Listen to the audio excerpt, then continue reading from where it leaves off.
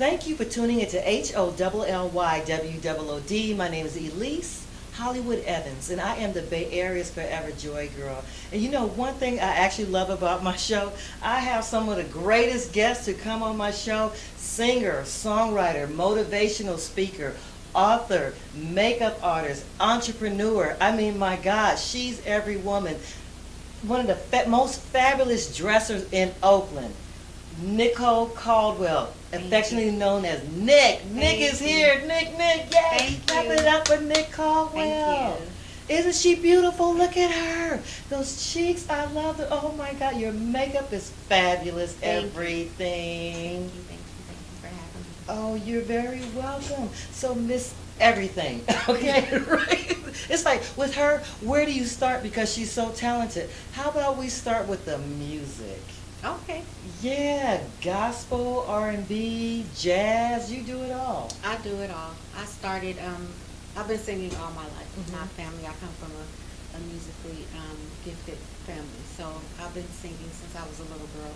Yeah. And I was afforded the opportunity to travel globally in high school singing with the Castlewares. And then it just kind of grew from that point.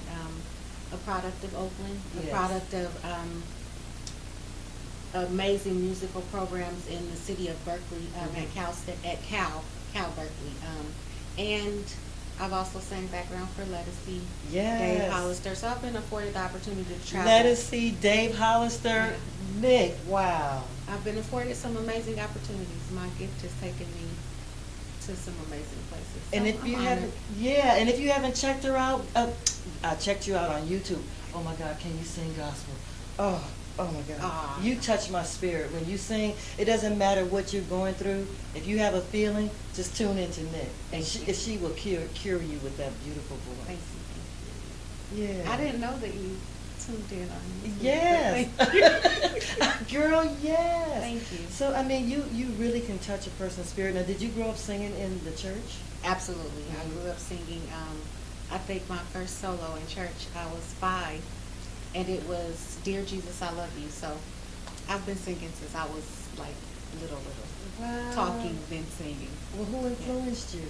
My grandmother actually. My grandmother and my mother, probably the heaviest influences. My grandmother was the choir director. Wow. When I was a kid, my grandfather played the organ, and all of my aunts and uncles sang. So I grew up in the house like second nature. And although we didn't compete, it was always a friendly push. Like, Right. you got to do it better. No, we know you can do Wow. it better.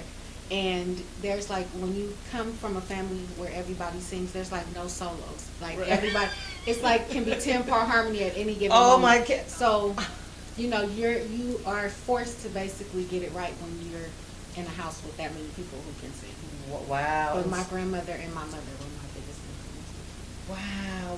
What a blessing. Now, do you teach choir or direct a choir? I have done it in the past. Mhm. Currently, that's not something that I'm doing, but Right. leading praise and worship, leading music and arts, I've done that. I've directed choirs, a little here and there, but more so like a praise and worship kind of thing, that sort of thing. So I've done it in the past. Right, It's not right. something I'm currently doing. Yeah, yeah. But I love music. It's my first love, so I'm never far from it. Right, right. Yeah. You know, one thing that you said that was real important, you said when you got started and you were going through like the Oakland school and they had the arts and in Berkeley arts, support the arts. Gotta You know, support we the got to arts. support the arts because, you know, so many of us benefit and then you can see the results as Right. we grow up and you're singing, you're doing motivational speaking, Mhm. you're touching hearts, healing people with your voice Yes. and your words. Yes.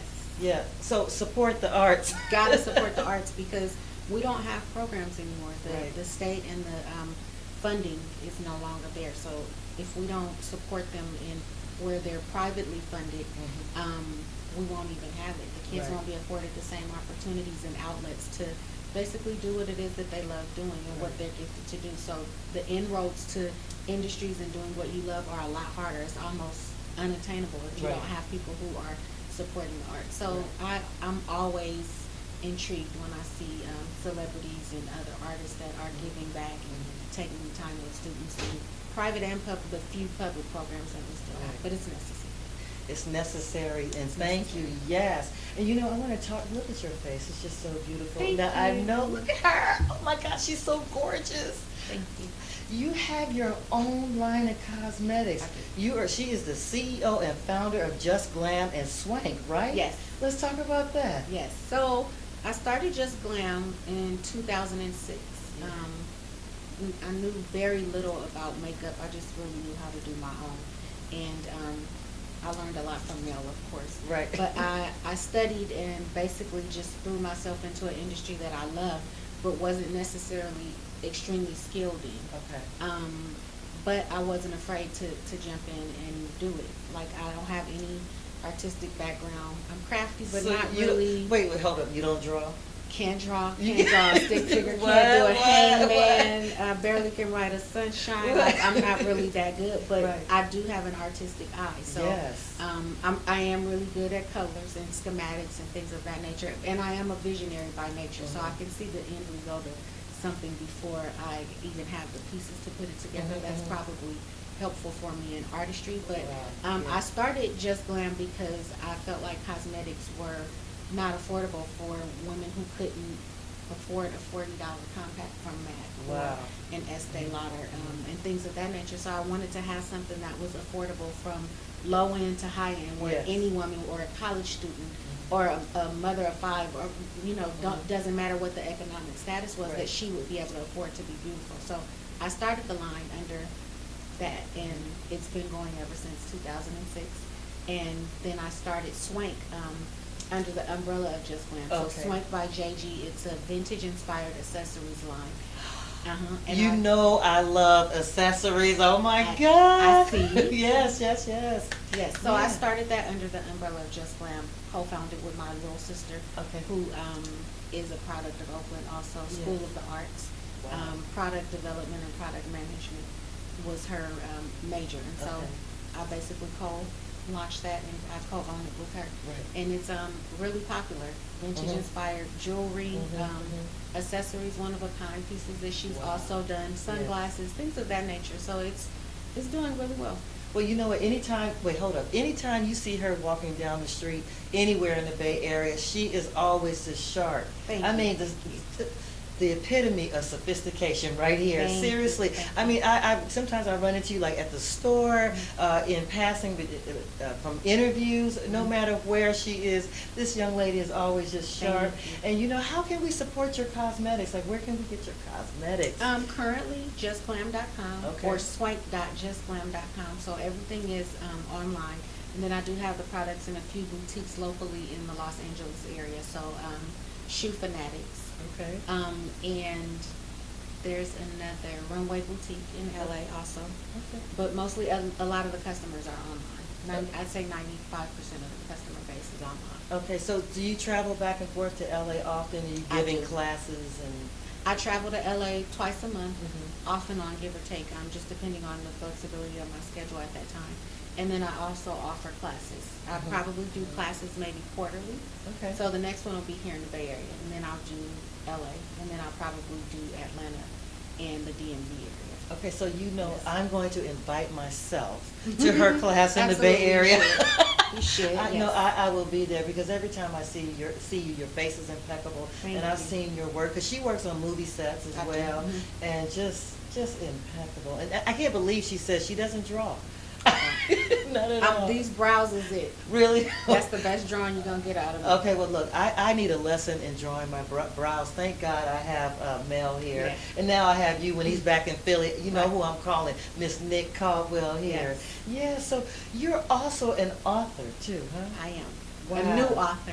A new author, yeah. And your Yes. new book is called Today. Today. Today. Yeah, let's talk about that. So it's daily affirmations Mhm. coupled with journaling, and I wrote the book about 2 years ago, and I actually started writing the book long before then. Probably I started about 2008, 2009, and I didn't do it consistently. I actually started writing in 2008, and I just stopped writing at some point. And I felt the timing of my life, about 2015, was perfect timing for where I was to release the book.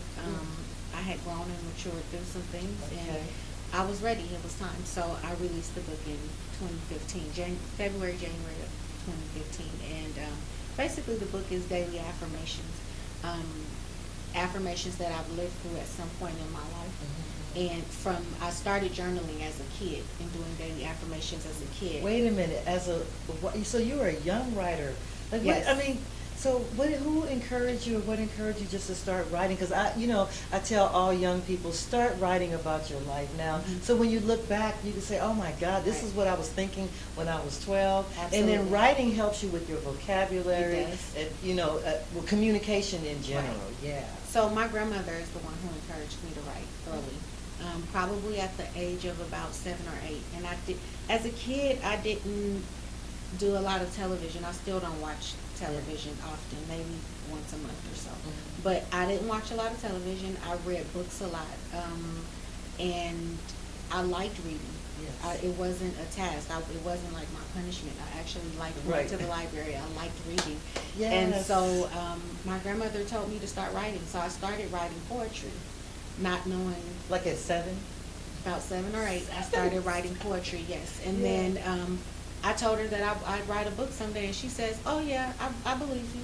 And I'm like, no, I'm going to be a millionaire. I'm going to do X, Y, and Z. So the things that I'm doing now are things that I saw for myself as a kid. Wow. And so I started writing affirmations probably around junior high school. Yes. And I started putting them on little, what we call cue cards, but they're index cards. Right, right. And I just wrote whatever I saw for my future. Nothing was too big, nothing was too small, nothing was far-fetched. And I literally would paste them in places where I could see them. So around my bedroom, on the mirror, and things of that nature, and I'd go back to them just as a reminder of where I saw myself in my future. And then I started posting them on my little sisters and brothers' mirrors and in their bedroom. Wow. So that they could have something, to look forward to also for their future. Even if it wasn't things that they Right. necessarily saw for themselves, it was things that I saw in them. So Mhm, I'd mhm. write something like, you are great, you're amazing, or you're brilliant. And even to this day, when I talk to them on the phone, I greet them with something positive, because they need to be reminded that they're amazing too. Wow. And that's kind of where it started from for me. Wow, and that just builds strong self-esteem with Yes. your siblings. It creates closeness and a Absolutely. connection. Wow. Yes. So, let me talk about some of the chapters in your book. I know there's like daily affirmations, Mhm. and you also have the exercise Yes. area in the So book? there's a journaling The journal, aspect yeah. with the book. It's not a long book. It's 150 pages. Mhm. But I coupled the journaling aspect with it so that you could basically chart your progress over Wow. time Okay. and see yourself moving through what the affirmations are. So, Mhm. some books that have affirmations and quotes in them, you just have something positive to reaffirm yourself. Right.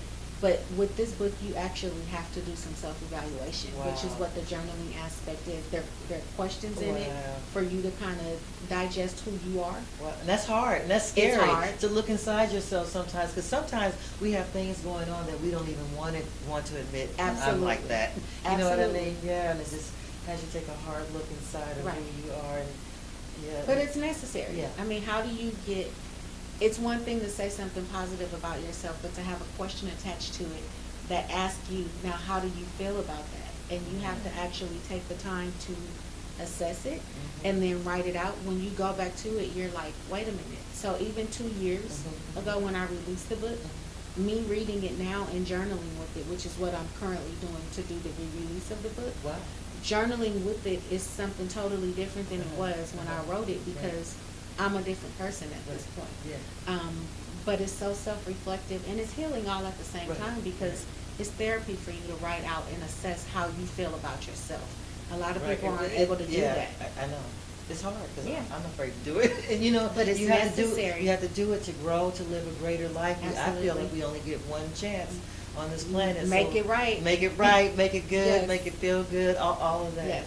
Yeah, so you're working on part 2, you said? I am working on a re-release We're of the book. re-releasing. Mhm. When can we expect that? I don't know. It depends on how well I do with getting through the journaling Oh. aspect. Okay, Yeah. so how can we get number 1? Okay, so it's available at nickcaldwell.com. Oh. NIKCALDWELL.com. And it's also available on Just Glam. You just click under the link with my name on it. You can get the book that way. And Amazon as well. Right. Yes. Wow. So you know what? Because sometimes I want to get back to your book. Because sometimes we're going through things, and you know, like for me, like I'm taking care of a parent. You Mhm. know, again, and actually today is the anniversary of when my mom passed away. Oh. Right now, taking care of my dad. Mhm. You know, and so what can and you are a motivational speaker, and sometimes I just need to hear something. You know what I mean? Just because my heart is heavy sometimes. You know, with Absolutely. that. Look, I'm asking.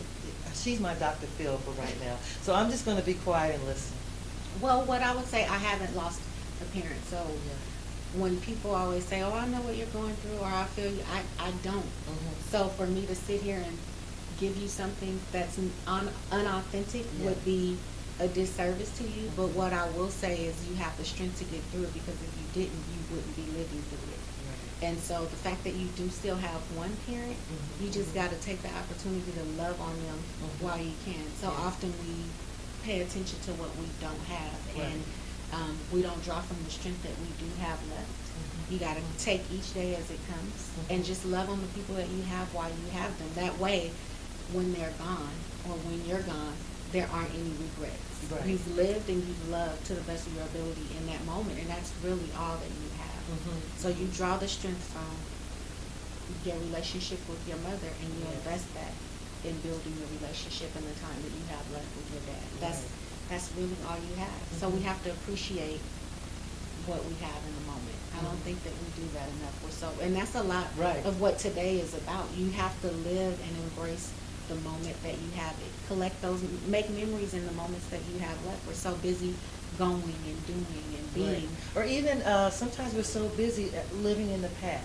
Yes. Past hurts, what someone did do to Right. you, what they didn't do, what you didn't do, and Right. you know, and it's sometimes it is hard to be present and in the Mhm. moment. But I just think when we do live that way, like the pain that we had in the past, it really is the past. It really is. But it takes assessing that also Yeah. in order to move forward. I think a lot of times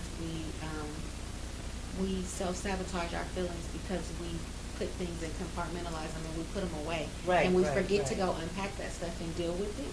And so then it just creeps up and it shows up and manifests in other ways, in other areas, until you actually deal with it. That's like tucking something away in Right, the closet. You right. forget it's there, but then when you go back in that closet and you're cleaning stuff out, It you're like, all ooh, it just all starts to fall it out. All starts that, coming all out. that baggage, shame, fear, Right. So guilt, you either anger, take or whatever. the contents of it, Yeah. open it, deal with what that is, and get rid of it. Get rid of it. And most times people just take it and pack it back away because Mhm. they're too fearful of opening the contents of what it is. Right. You gotta assess it, deal with it. Or like, what does it feel like to actually be free in your mind, like Right. free of the pain, Right. and just say that was yesterday. Yeah, because And everything today isn't is- worth. Everything isn't worth opening back up. Right. You have to be able to assess what that is. I Yeah. mean, some small things you don't even have to worry about. At some point, you mature to a point where you're like, why was I even worried about that? It Mhm, really mhm. doesn't even matter in the grand scheme of things. Mhm. However, the things that do mean something to you, that are worth unpacking, I believe that Right. you owe it to yourself to unpack those things, so you're not carrying it and it spill over into other areas of your life. Right. And so with you journaling, and you're currently journaling in your book now, what have you learned? Well, I know you've learned a lot of lessons, Yeah. you know, but I'm learning to say no. I'm learning to say no. I'm learning that I can still love people and give them space. I never believed in over loving people, Mhm. but I'm maturing to a place where over loving them does not mean smothering them, giving them everything that they need from me, for always being there. Sometimes it's what they would call tough love, but it's necessary because then your love turns into enablement. Mhm, So I'm mhm. learning to back away and let people experience living for themselves and not always going to rescue, because for some people that's enabling them.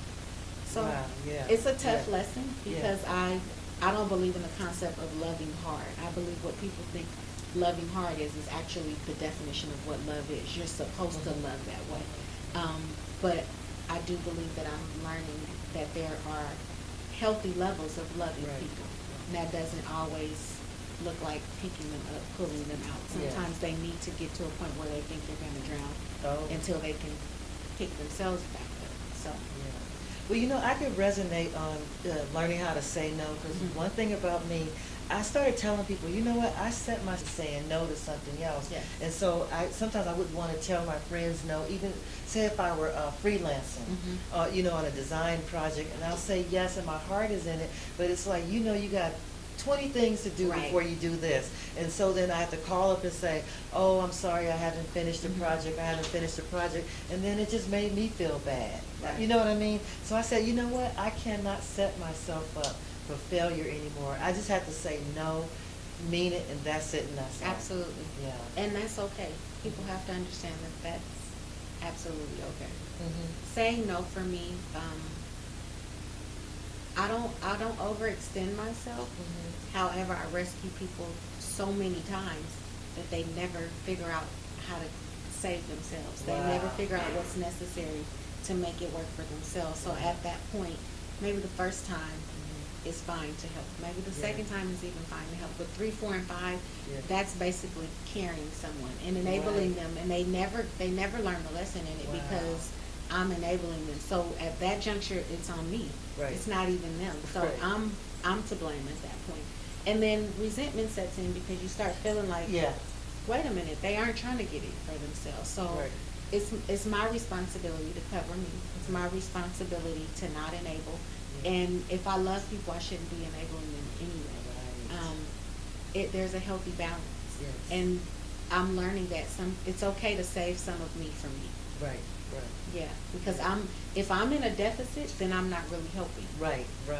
Gotcha. You know what, everyone? Nick Caldwell, get her book today. Thank This you. lady, she's beautiful. Like I said, she can do everything. She is every woman. And when you see somebody walking down the street and as fine as she is and as sharp as she is, you know that is Nick Caldwell. And right now, we're about to, she's going to go to her next adventure, because I'm just so blessed to have her here right Thank you now. so much. And thank you for your words of encouragement. Thank you for having me. She's beautiful. Nick Caldwell. Get her book today, right now.